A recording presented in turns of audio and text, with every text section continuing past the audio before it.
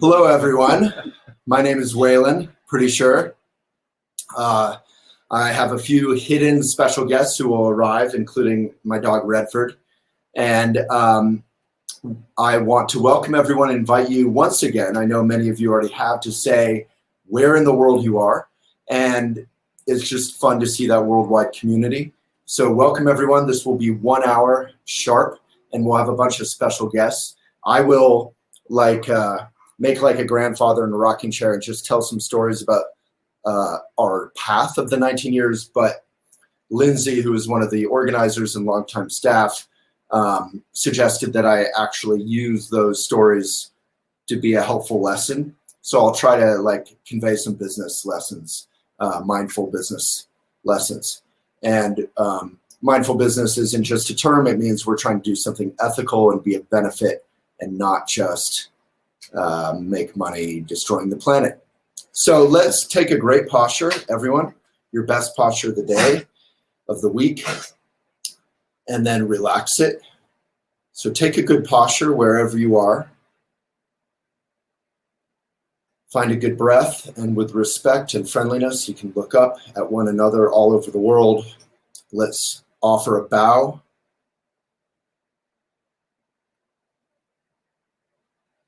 And now we'll begin. Thank you so much. So we got Frankfurt, Germany. We have Lackawaxen, Pennsylvania. Great name. Minneapolis, Littleton, Colorado. Got a neighbor. Florida, Minneapolis, Saskatchewan, Regina, and many others. So I'll just start in the beginning. I had worked for Shambhala Publications in Boston. I was paid $8.50 an hour. They paid me 39 hours a week, not 40 because they would have had to pay healthcare. So I realized that publishing, it was a mini Amazon. A great company, though. I'm still friends with them. But publishing is a tough industry, speaking of Amazon. And I realized, I wanted to do something of benefit. I'd grown up Buddhist in Boulder. I loved to write, but I also wanted to make money. I had grown up really poor with my mom, and I had seen that stress of her losing our childhood home. And I wanted to be able to be successful. So I wound up moving back to Boulder where I'd grown up, and I learned some business and some program marketing, where one of my very first guests was this young man named Richard Freeman. I think he did, he's not here, but I'll just talk about him. He did a program, I think with Cindy Lee, but I might be mixing that up at Shambhala Mountain Center. After that, I went to Naropa briefly. So I learned some stuff about sort of program development and teachers of integrity. I had and non-theism, which I talk a lot about on Elephant. And then I decided I'd get back into journalism, which I had studied in Boston. So I reached out to my next door neighbor, who was a journalist, and she said she had just been writing an article for a young man who was trying to start a yoga publication, but was struggling. So she introduced me, and I went and met with this guy, Travis. I still remember the shoes I was wearing because I was looking down sometimes, and those shoes are in my mudroom. And he didn't want me to write an article. He wanted me to work with him and for him and be his editor-in-chief.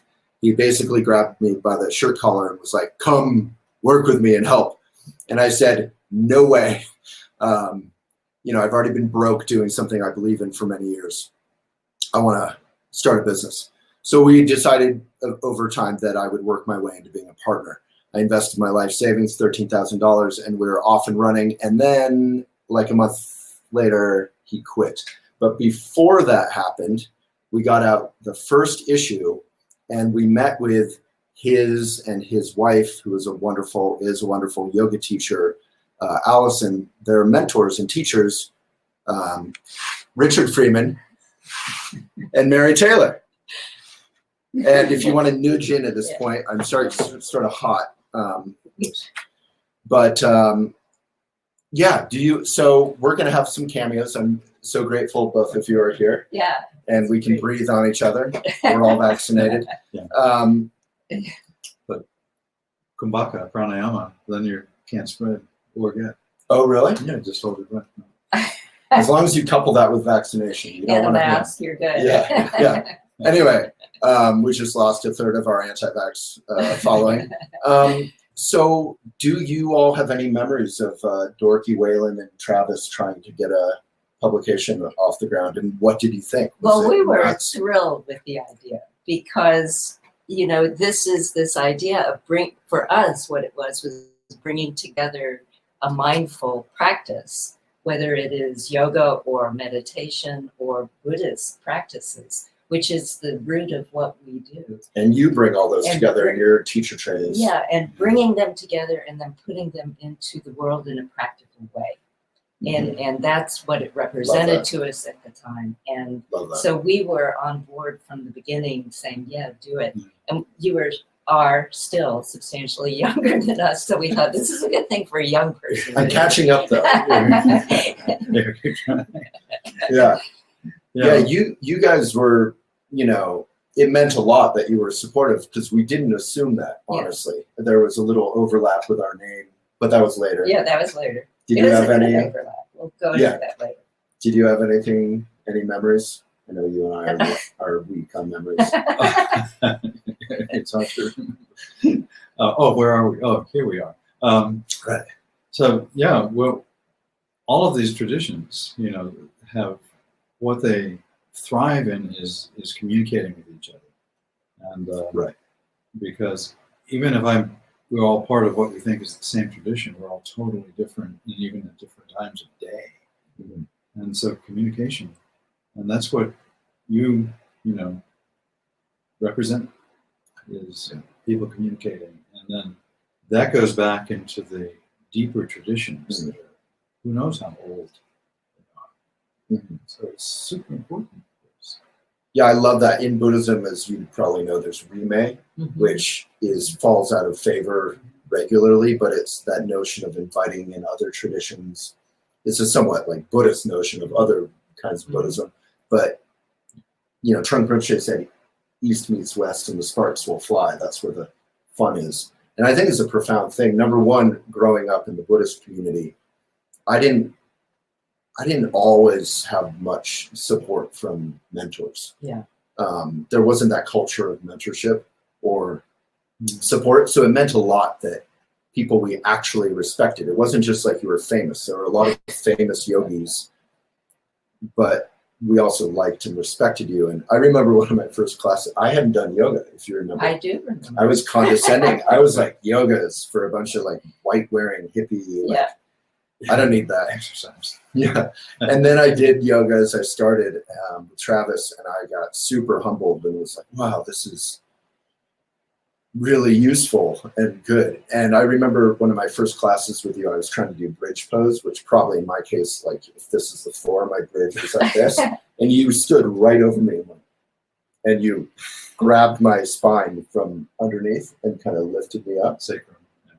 Yeah, something. Yeah, it was appropriate. And I just remember this breath coming into my lungs that I felt like at that point, 28, I had never had that breath in my life before. It was like, it was amazing. I was like, wow, this is good. Yeah, and I remember you would come to class and then it would be a long time and we wouldn't see you and we'd be thinking, where is he going to be? And then his face would appear at the door, and there you'd be, and you would have kind of digested what had gone on in the interim, and so you became a regular, and became really, you know, with the original magazine and then the online magazine, became someone who really worked within the whole yoga world and doing yoga journal conferences and all of that. Yeah, getting a broad range of perspectives. So we've always resonated with that.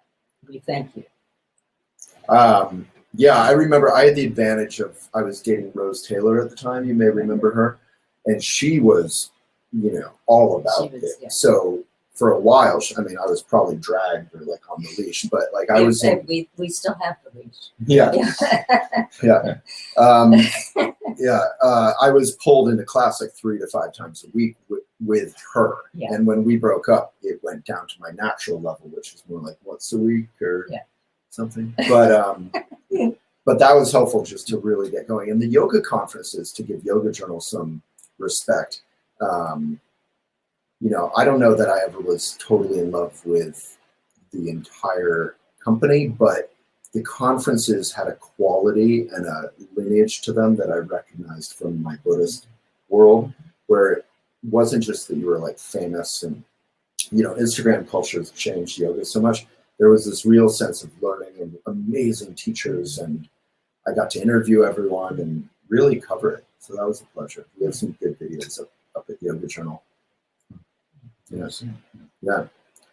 And then I Yeah. remember the name gradually changing because Right. the original magazine was Yoga in the Rockies, right? Yeah, and I didn't want it to be about yoga solely. Yeah. I wanted it to be about everything yoga people cared about, which is family, hopefully environmentalism, you know, everything, Yeah. travel, whatever it is. And Work. that was a brilliant business move, actually, because although there's a good market in the yoga world, being able to Mhm. tell yoga people there's more to it than yoga was important.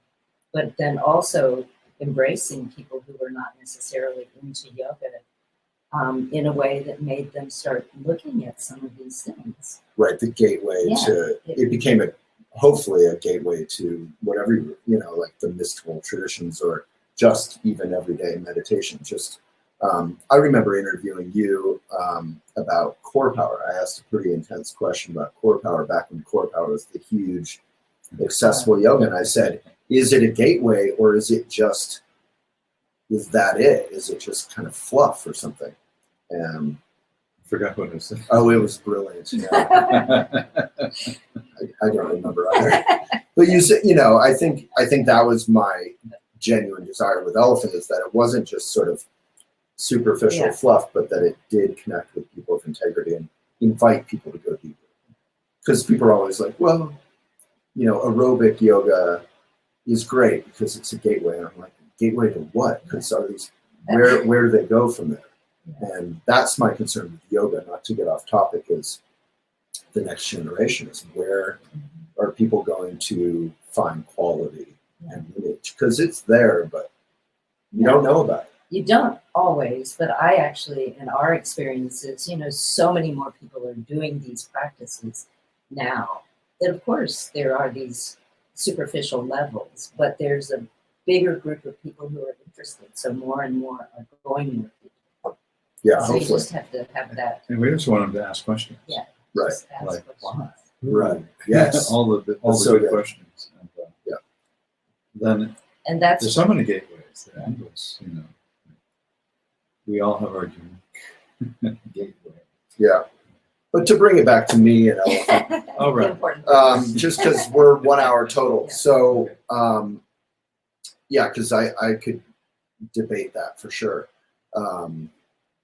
But I hope that Elephant from the beginning served this purpose of being kind of superficial in a way that allowed people to go deeper with integrity, and seeing the changes with Instagram. This is what I'm always saying to everybody, is, you know, with Instagram, with YouTube, which is owned by Google, Instagram by Facebook, Twitter,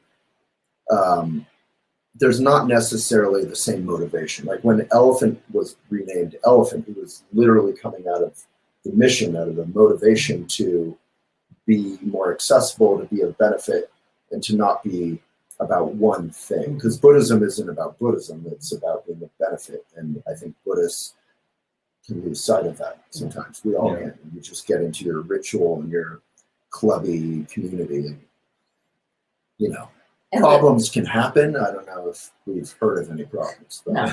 yeah. But the good thing about a magazine or an online magazine or journal like Elephant is that it then has a source that is alive, that people can, as Richard was saying, communicate through and ask the important questions and have the important doubts, and then share the I love important vulnerabilities, and then go deeper. That's love how that. you get deeper. Yeah. That's what we have, why we continue to really always try to stay in touch with you, because if we're all doing that, And if readers are doing it, and those who contribute are doing it, then that's how little changes will happen. Amen to that. And that's probably a good time to say there's a green button down there if you'd like to subscribe and keep Elephant going. We are not going to make this too much of a PBS special, but we are independent media, and in the age of big tech, and you guys just did a conversation about that, it is like the elephant itself, it is an endangered species. So most of you probably subscribe if you're here. If you don't, it's $3 a month today. It's $2 a month if you click that green button. If you already subscribe, you can get a gift subscription for a friend, and hopefully that'll be a good influence in their life. And thank you so much, you two.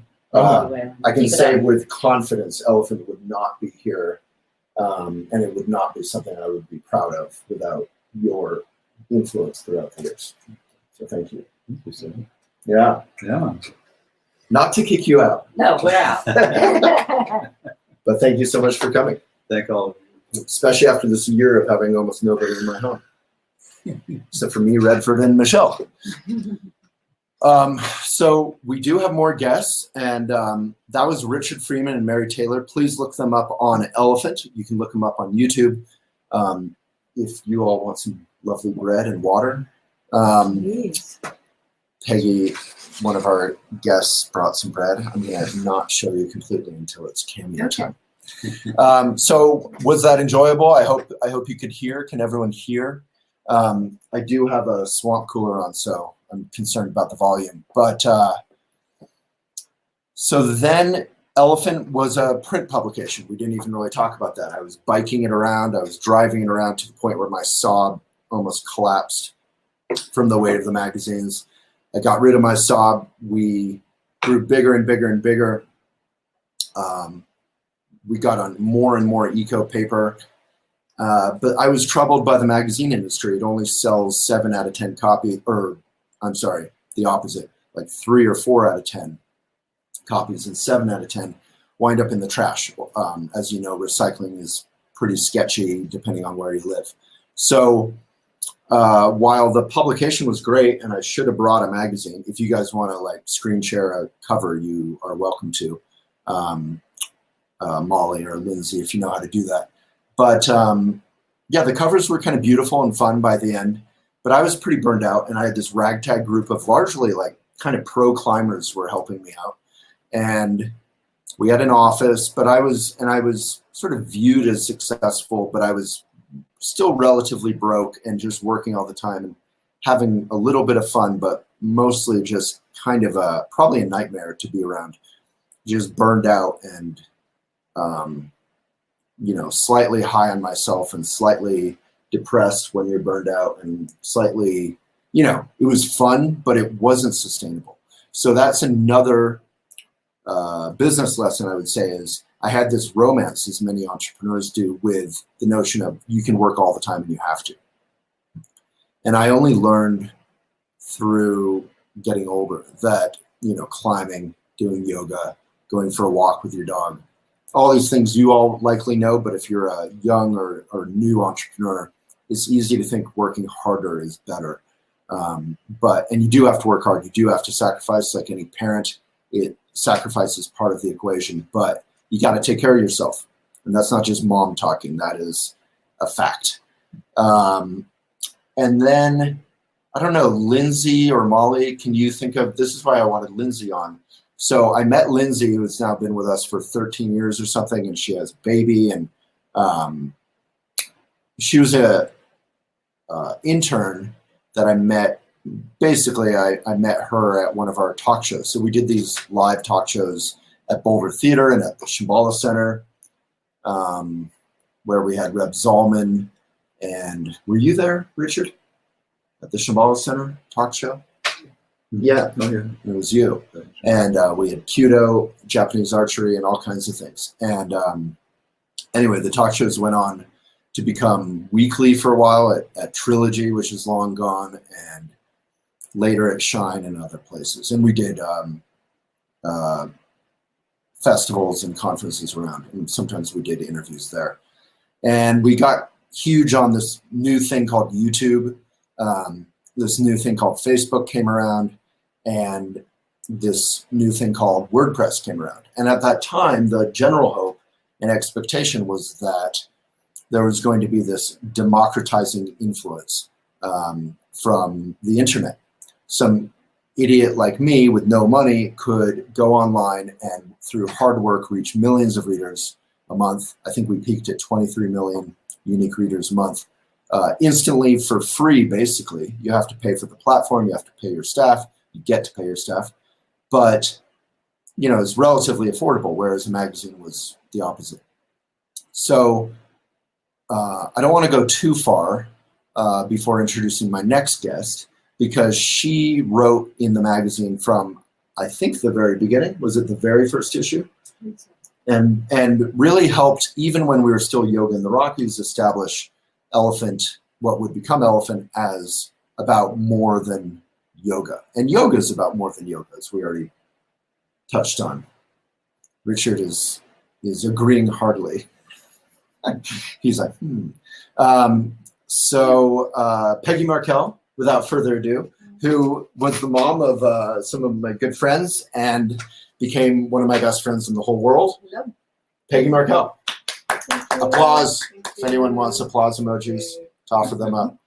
So how did this all come about? Do you remember me asking you to write? And then I lived at your place for a while publishing Elephant. Yeah. That was so hard. Like, I was trying to do ad sales at your house, and I had no staff, and I just would stare at the wall. You know sometimes. what's funny? Of course, you said, you know, what am I going to remember? Yeah. And what I remember is that before any of this started, you had written a story, and you said, "Will you read some of my writing?" Oh, And I thought, you mean before the magazine? Sure. Yeah. Oh, And then I was like, I remember I had all this feedback for you. I'm like, wow, it was about girls, it was about this and that. I thought, yeah. yeah, I kind of that was remember that. really, you know, very interesting, Waylon. But you know, It wasn't that good. it wasn't that great. But I thought it was really good. I remember that. I remember it wasn't that it was good or not good. I'm sorry. It really wasn't that. What it did, it gave me a window into you. And then the next thing I know, you know, the Yoga in the Rockies came along. Then you were interested in my writing. Yeah. And so I thought that was super interesting because I really wasn't sharing it other than just, you know, with my own business and so forth. And so then when you wanted to give me a chance to write an Elephant about food and travel and the mindful life connected to food and travel, you know, that was like, wow. You know, it was such a no-brainer. Yeah. For people who haven't, someone just put in the link for Peggy on Elephant. Peggy has an infuriatingly low self-esteem about your voice. You have the best, purest voice for food and for appreciation of other cultures and people. No, it's unbelievable. And yet every single time you're like, I don't know, what could I write? Do you think it's okay? Oh, I was like, wow. are you kidding? You It know, was so good. It was like, the reason I think I questioned so much was how was I going to bring in some sort of old world way of looking at things, you know, authentic travel, you know, connected to ingredients and way of life and eating that you didn't even eat. And so that was like, well, how do I turn this around? And you would say, just write about what you feel is important. And so that was great. So I had the freedom to write about what I thought was important, and with no less attention to detail, being aware of the quality, being, you know, taking a deeper look at our connection to food, our connection to place. I mean, that was like, you know, your platform actually was perfect, is still perfect for that. So you were just a baby elephant. Yeah. And I just remember thinking, you know, and you would just say, teach me how to eat, teach me how to, teach me manners. And you put your little napkin in your top of your shirt. There's, you know, it was like all these silly. it may seem funny, like on a video talking about it, but when you go to Peggy's for dinner, there's this experience of being hosted and everyone connecting. And there's something magical about it that I still, even at the finest restaurant, you don't get that.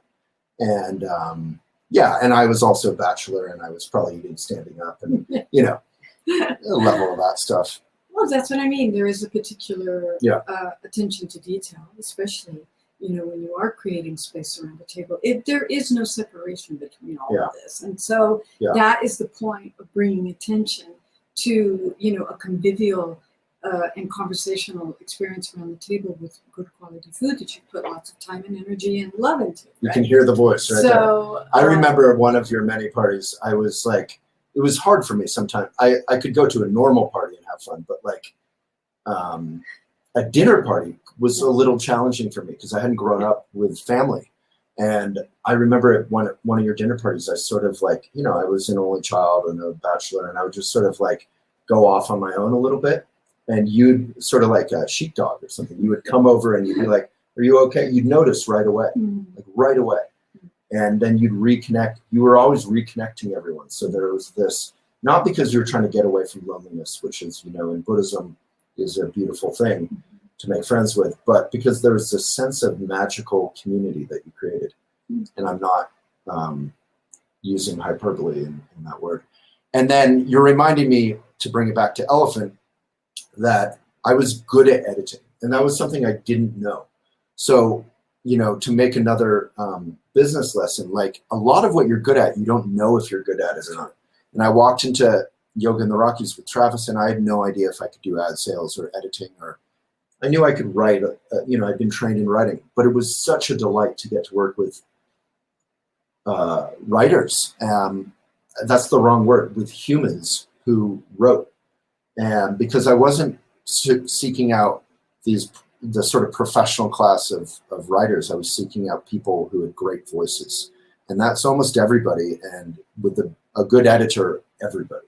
And it was such a pleasure to read, even, you know, someone with vast experience in yoga or cooking, food, travel, culture, and be able to serve that article as an editor, even though I was ignorant. I could hear your voice, and, you know, you could help that along. And often that was not doing a lot, which is part of editing, but sometimes it was with other folks. It was a lot. It was a lot overall. And so be open to being good at things that maybe you didn't know you would be good at. And then there were things I was awful at, like accounting. I was uninterested in it. And so I was gifted by Travis with a good friend of his. When he left, he said, "I'm going to set you up with Samara, who has been my friend and accountant for many years." And I didn't even know her. And she was such a gift in my life. I don't know if you're here, Samara. She was injured recently. Otherwise, she would have been on. But she worked with me for like 12 years. And without Samara, Elephant wouldn't exist. And that's another good business lesson, to move quickly past the tears, is that you don't have to be good at everything to start a business. You just have to find people who are hopefully inspired about your mission. So the stronger mission you have, the more people will want to help you. As long as your mission is hopefully being a benefit, not just, you know, being awful. And you had to learn how to work with the staff. yeah, I mean, I sucked at, I was naturally pretty interested in fun with people, but I was awful. I was a great entrepreneur. I just wanted to work on my laptop at the Tridenters, whatever cafe, and work all the time. I was not interested in turning around and helping other people learn how to work on it, which I found distracting and slow and frustrating. And I loved working with certain people like Moret and Pam, who was a professional, people who were great at what they did, or could be helped along a little bit and could be great. Like Moret started as an intern. I don't think she's here today. We did invite her and Pam, but Moret Mueller. Yeah, and went on to work with you, and have tons of her own success. And that's always satisfying, to see folks move on. But Samara is here. So everyone, please give some love and hearts to Samara. And Samara, if I'm telling anything incorrectly, and here's Colin, who's going to cameo in a second, you know, please feel free to type something in. And Colin is another person who, you know, I'll get to in a minute, but who literally made Elephant possible. If you've ever read an article you like on Elephant, it's only still here because of him. And I think many years later, bringing on Dave Rogers, who we did invite, but he's very busy right now with a new job, he threw me into neuroauthentic leadership, and he basically was very harsh on me often. He said, "You're a jerk. Sometimes you have some sort of romance with being a jerk." And I did. I was really like, look, if people are out of it, people are doing whatever, like, give it to them straight. I had this idea that it was honest and blunt. But he said it's just not helpful. And I really had to learn, in the same way as like being a dog owner. You can yell at a dog for crossing the street off leash, or you can be grateful he came back and is alive, and then train him next time not to do it. Yelling at a dog doesn't do any good, and yelling at staff doesn't do any good. So I think I'm like mediocre to good at working with staff now. And in some ways I'm great at it. In some ways I'm still pretty awful. Because I find it frustrating. I mean, running a business by committee sucks. But everyone at the same time wants to have a voice. But we all know businesses who just become mediocre because they're run by a bunch of people averaging out their opinions, and they don't take risks. And I think that's a large part of my role at Elephant, is to take risks and to push folks in directions that are outside of the ruts that everyone naturally gets into. But I do have to recommend Authentic Leadership for anyone who wants to work with staff who may not be good at it. Small Giants is the best business book by 10 miles I've ever read. It's about mindful do-gooding businesses. Have you ever read it? You gave it to me. I'm Yeah. thinking I need to go back to it. Oh, it's unbelievable. And it's such a fun read. Yeah.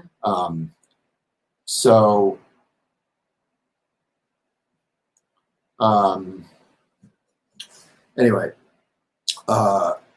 Maybe that's we all I could just got. break Did you some have? bread. That's Yeah, what I wanted to let's do. walk our talk. Is like, here's some beautiful bread from Babette's, which is a bakery in Walnut, Colorado. And I would just like to break bread with all of you out there in the world, and to send our blessings. Remember to feed each other well. And here you go. And Thank happy you. 19th birthday to Elephant. 19 years. Yeah. It's humbling because I was just, we were trying to buy something off Craigslist for Michelle's yoga teaching. She teaches in the park, and we were trying to buy a chalkboard off Craigslist, and we were picking it up at this hemp shop downtown Boulder. And it was next door to the Regiment, which is a business I think I only went in once. It was a men's store in Boulder, and it just closed. I think during the pandemic it collapsed. And it said, "Thank you for 60 years. And I looked at that and I was like, there are so many moms and pops all over the US that have done what Elephant has done times 1, times 2, times 3, times, there's multi-generation businesses. And that's what Small Giants is kind of about.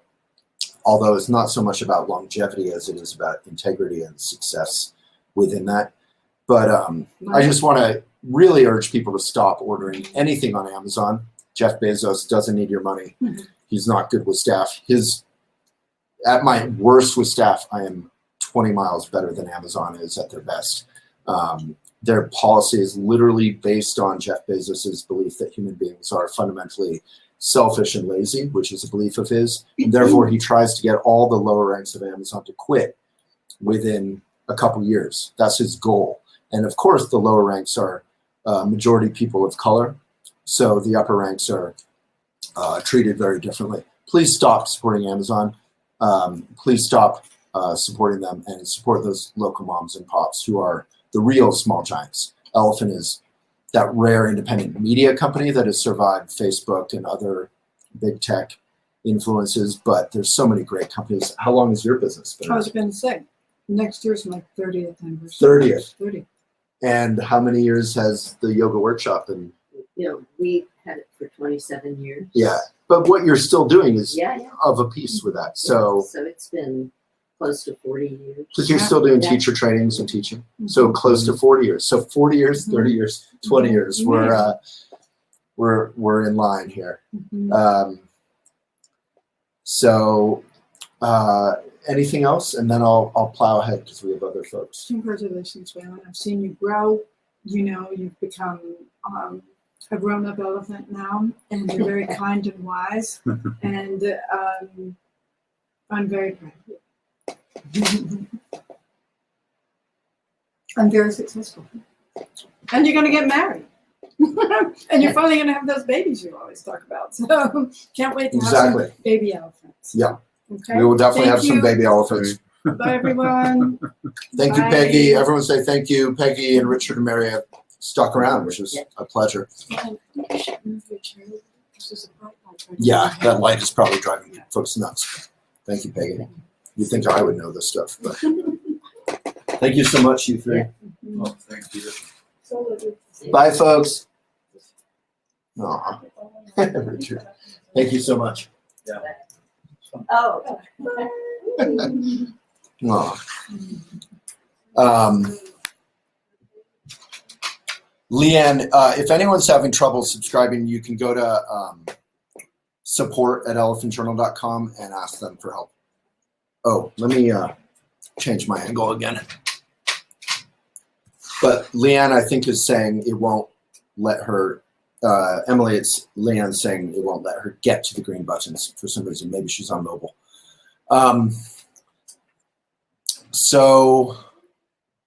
Michelle.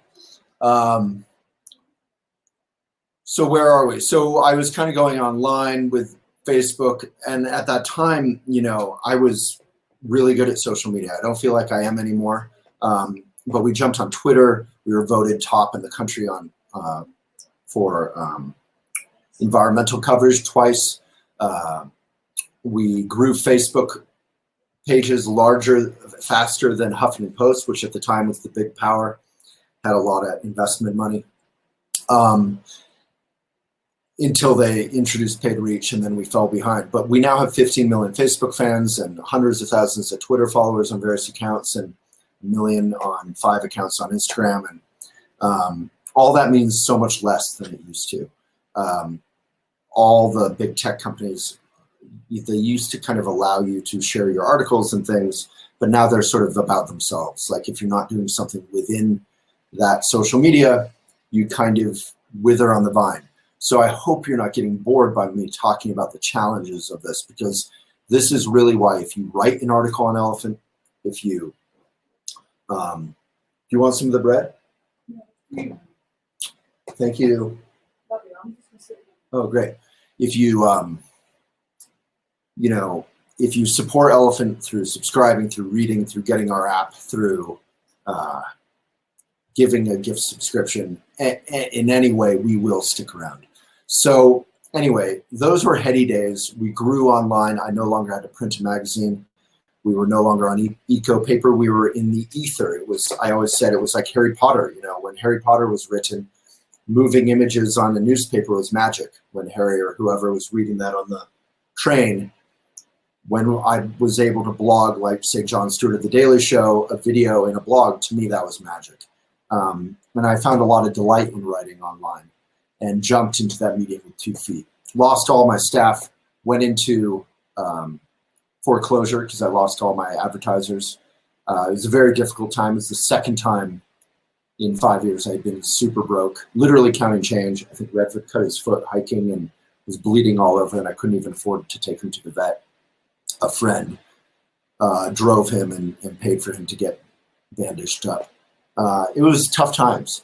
Some friends, including Sean Korn, paid my mortgage once, and then, you know, I ran out of help and just went into foreclosure. And I paid everyone back, rescued my house at the, you know, 11th hour, and that's the house we're in right now, that I've kind of tried to transform over the years in eco historic renovation style.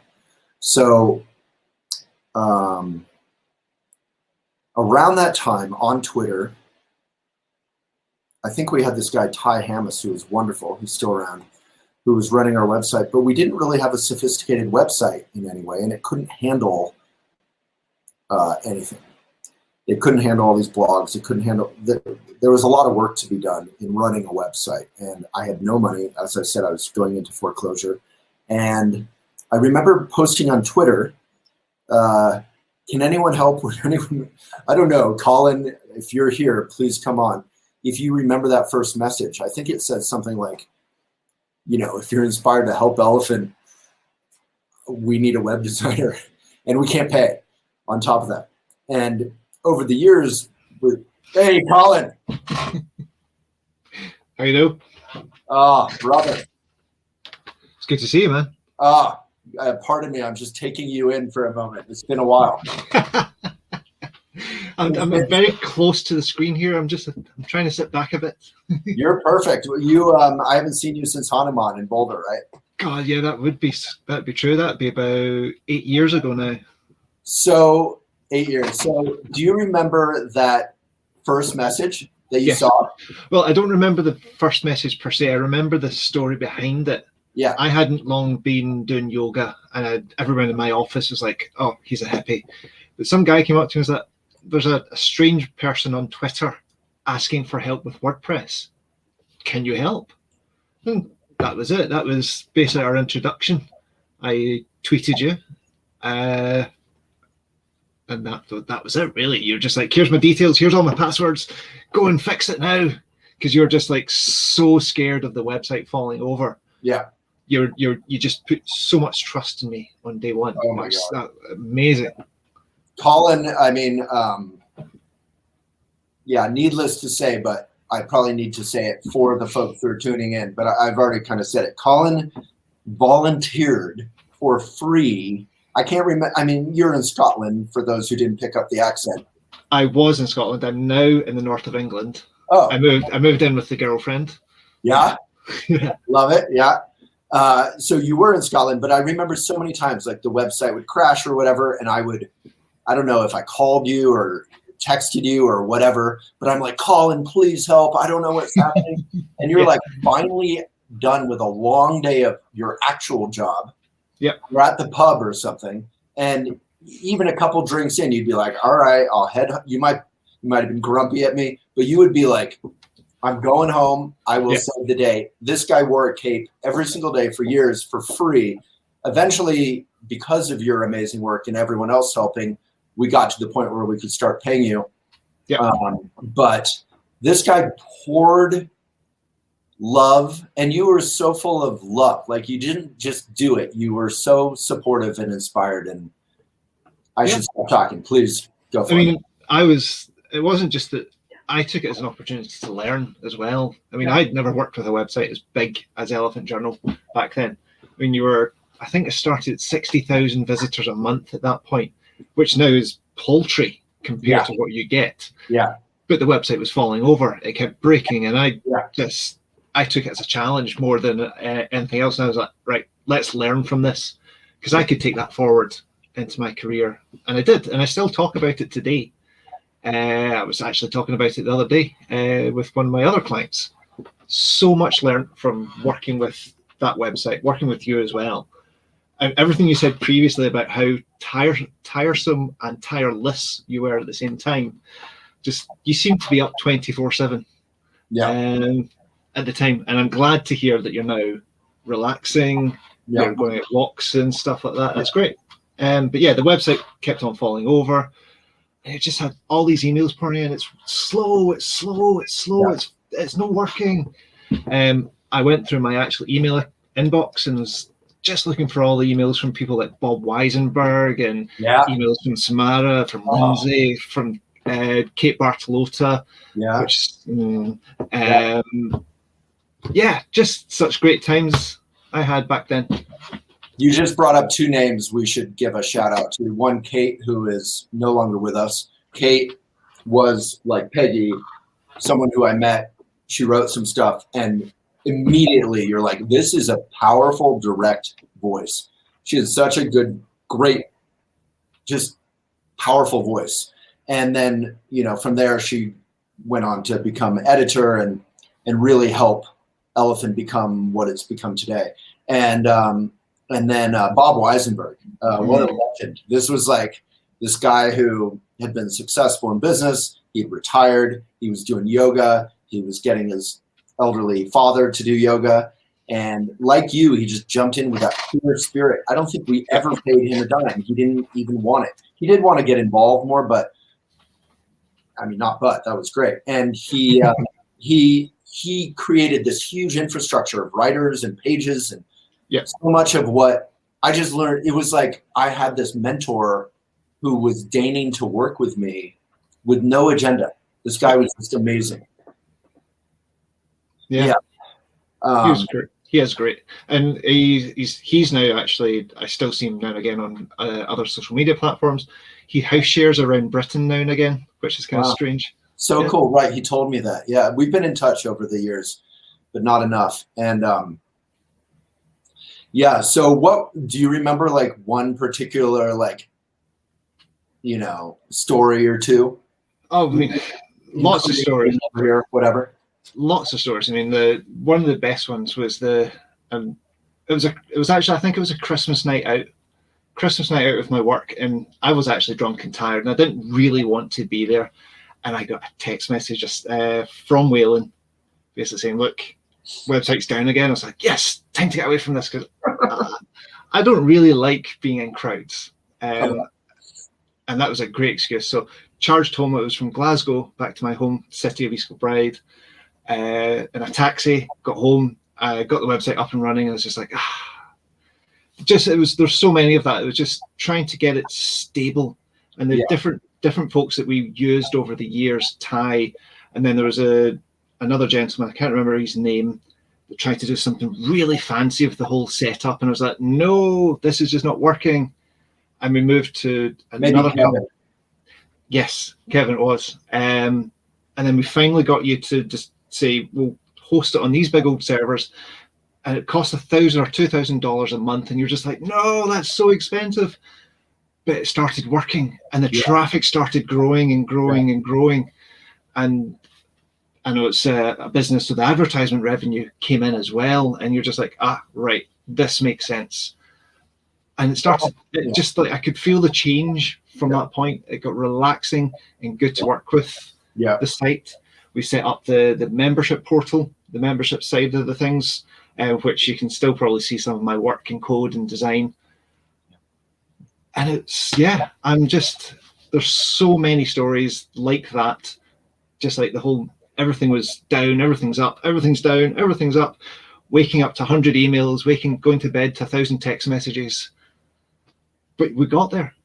And when I left, what's that now, 6 years ago, you were averaging some nearly 20 million visitors a month using WordPress. And for WordPress, that's very unheard of when you're using a self-hosted WordPress, which we were. But the excitement, yes, every day with it. And it was good fun too. Yeah, it was largely fun. I definitely, you were Atlas. You were holding the entire website. So I actually I feel like we've never done this with William, who's our current guy running the site, or Brian. Often your kind of role like you were saying, you don't want to be in the crowd, like you don't get acknowledgement. But the fact is, when people subscribe today, you're paying for is so complex to keep a website showing up very simply. And I remember we would get some article on Reddit, or it would spike, and then find all of your work of months, all of my work of months is coming to fruition, and then of course the website crashes and like, call and help, and it's like 8 hours later wherever you are. But the major thing you mentioned, the membership portal, which we're not giving enough. So that's a great business lesson for anyone who's still tuning in. Is I had sold the magazine when it was print. People could buy it for $4.99, and when I went online, everyone was free. Every single website was free, and I thought that was weird. And I was so broke for so long. I said, I think people will be willing to pay $1 a month. And Colin, it was you, right? Colin and me and Kevin helped out a bit. I think he played a small role, but a key role in kind of helping push us. And we created the Paygate, which is still alive and well. And overnight, everyone was like, I'm happy to pay $1 to read. I was shocked by that. And people are still willing. I mean, people can still, as they can today, read for free a couple articles. But overnight, as you were saying, it went from like high stress, super broke to, we're making a modest income, but we can begin to pay people. And that was when you started. That's when I think I went freelance, and you're like, right, I'll start paying you because that'll. Yeah, it was like it was brilliant. It was just, I just did not know the power. That's Yeah. right. I just didn't remember the power of that paywall, how it changed that website overnight, along with the tip jar and all these other wee things. Right. We're still trying to make the tip jar work. Like in the ecosystem, I literally talk about the tip jar all the time. I'm like, we did it like 10 years ago and it worked. Yeah. And it didn't work throughout the entire, like we didn't make it this huge solution, but it was this little thing you could do. And, you know, people are generous if you make it easy for them to be generous, if they appreciate an article. Yeah. And There was one story about the tip jar that was quite funny. Was there was a morning I woke up to, can't remember who sent me the email, but another website had copied our tip jar directly. I mean, literally code for code, design for design, color for color. Yeah. And you were like, no, they can't do that. I was like, well, that's the internet for you. Right. And they were like, no, we didn't steal it. We didn't steal it. And I was like, I looked at the code. There was my code, my actual work. And I was just like, let them do it. But it was just, that was a great. I got him to time. take it down. You know that? Did you? No, I didn't know that. Well, it was the power of Twitter and whatever. I just posted about it, and that's another little business lesson. I didn't quite cap the lesson from the pay gate, but I had this idea that people would pay, and everyone said no one will pay online. And I said, I don't think that's true. So the lesson there, if anyone is still listening for business lessons, is if you feel or know something to be true, even if the conventional world says no way, you can go with that. And you won't always be right, of course, but often you're seeing something because of your past experience that others haven't imagined. And then the lesson with the, I can't remember, it was yoga something, yeah. But if you post on social media, or even on Elephant, I would blog about these kind of things. And you expose someone, you expose wrongdoing, but you dial it down a bit. You're not super aggressive. You leave an opportunity for them to do the right thing and to save some space, some face. So you're not making enemies, but you're also pretty blunt about what's wrong. Yeah. People will often do the right thing because you're showing them a clear pathway to do the right thing. So they did take it down. Yeah, good, awesome.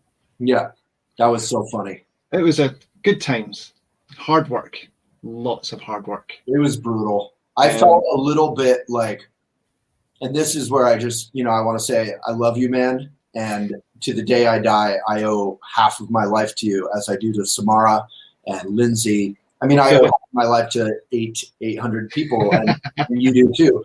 The mentors and the people who show up to help, because it might be fun to like sling some memories around, but it was brutal, and you were volunteering, and it was hard. Yeah. And you still showed up, and you still did it. As I said to you, on a weekly basis, I was learning so much, right? And that was great. That's what I wanted. That was my payment. Right. Plus, you helped. Sorry, now I'm eating Peggy's bread. Plus, you helped. Hopefully, this thing that's of some benefit grow and exist. Yeah. So, Colin, thank you. You look great. Your whole workout app, love it. Please, everyone, give some love to Colin, especially if we have a lot of staff tuning in right now, especially if you worked with him. Colin, big thanks for coming on. Thank you very much. All right. So we're at 3 minutes. Look at that. So then we had lots of success. We got an office. We hired a bunch of staff. At this point, we're at 34 staff.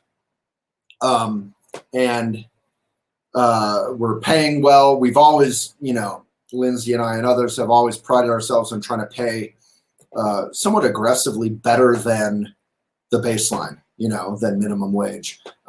Now I think our minimum beginning for editors is $20 an hour. We always want it to be better. Just this week, we're adding PTO.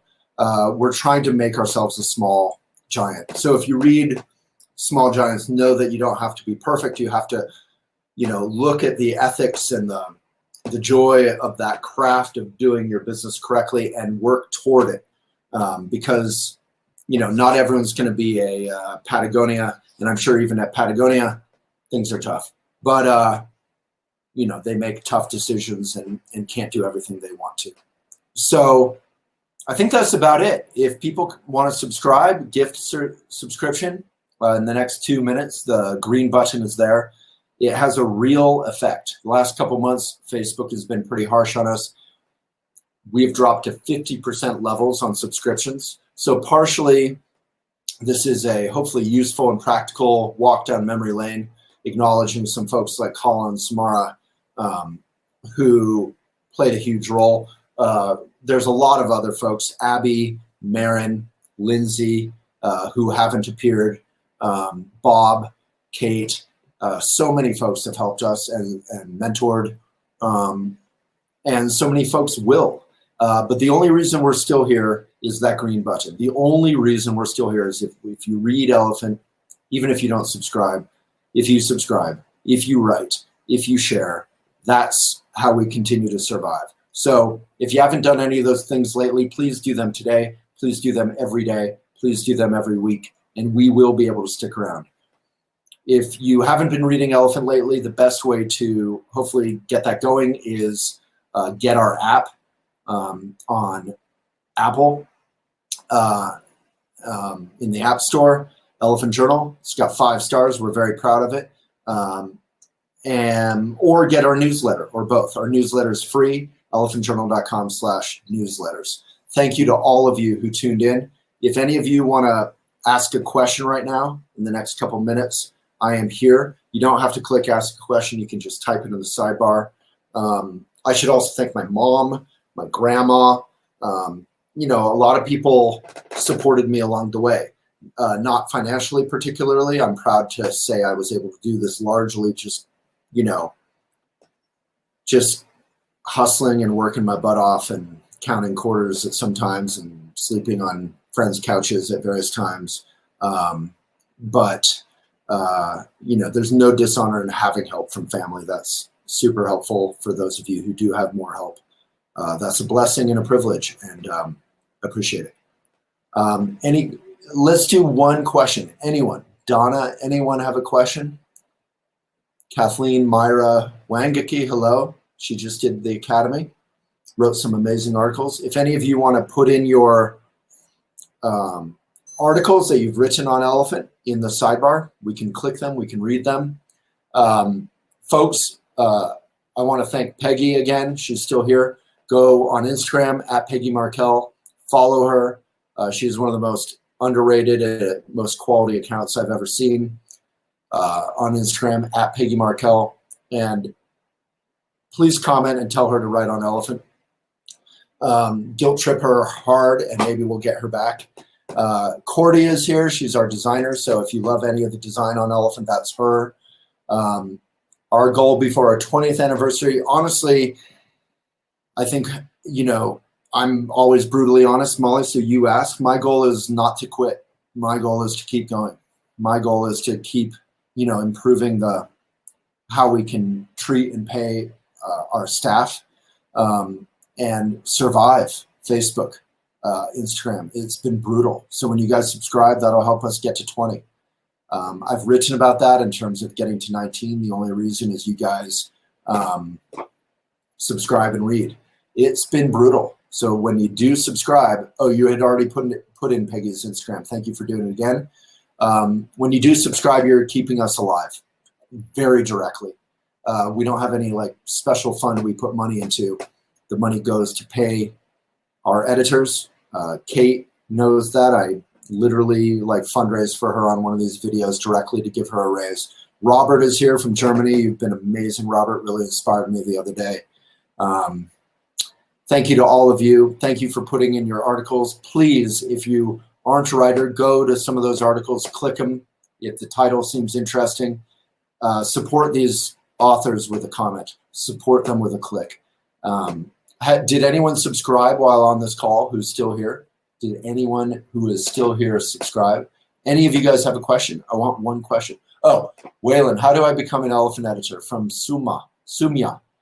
I honestly don't even want to be paid. We insist on paying. We don't have interns.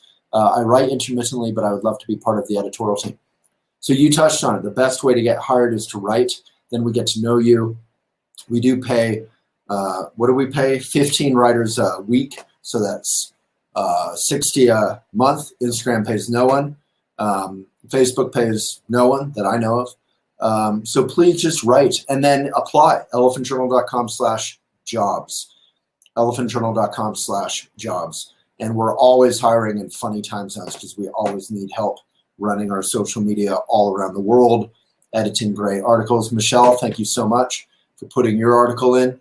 And it's great to be lazy. Have a lazy summer. Write about being lazy and having a lazy summer. Maitri, Danae, exactly. Miss you. Love seeing your photo again there. Yeah, my new book is coming out. Thank you, Juliana. She runs our eco shop and is an editor as well and is writing amazing articles and is a big sweetheart. And Sukriti is a rock star editor and writer. I mean, we're so lucky the people we get to work with. Ember is a wonderful multiple-time mentor in Elephant Academy. Please join Elephant Academy.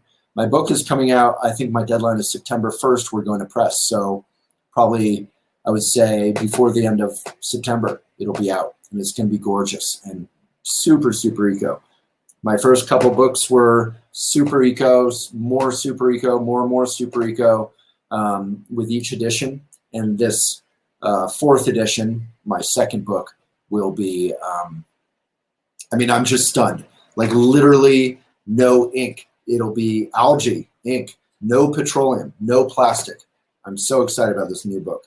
It's literally like a dream come true that I don't have to use. Even veggie inks are mostly petroleum and toxic. So yeah, you can go to elephantjournal.com/shop or shop.elephantjournal.com. Ember is going to rejoin as a student, as an alum. Mandy, love your cheer and spirit. Rasha, thank you for joining and helping us out. Sharon, star author. Michelle, thank you, everyone. Renee, you've been a big sweetie as well. So thank you so much to everybody. I don't think I missed any questions. We don't have an Android app yet because apps are expensive, we're small, and we just don't have the bandwidth. But I can tell you, the more requests we get, the more subscriptions and readers we get, the more we will do that. The closer we'll get to being able to do an Android app as well. But you can read online. You just go to, your web browser on your phone from Android, and you can read Elephant. All right, thank you so much, folks. I was hoping for more questions, but we'll do a bow instead. Let's take a great posture. It's been a fun hour and 5 minutes. Take a good breath, and may it be a benefit. Thank you so much, everyone, for joining. It's been a real pleasure. And we'll put this video online for those of you who may have missed it.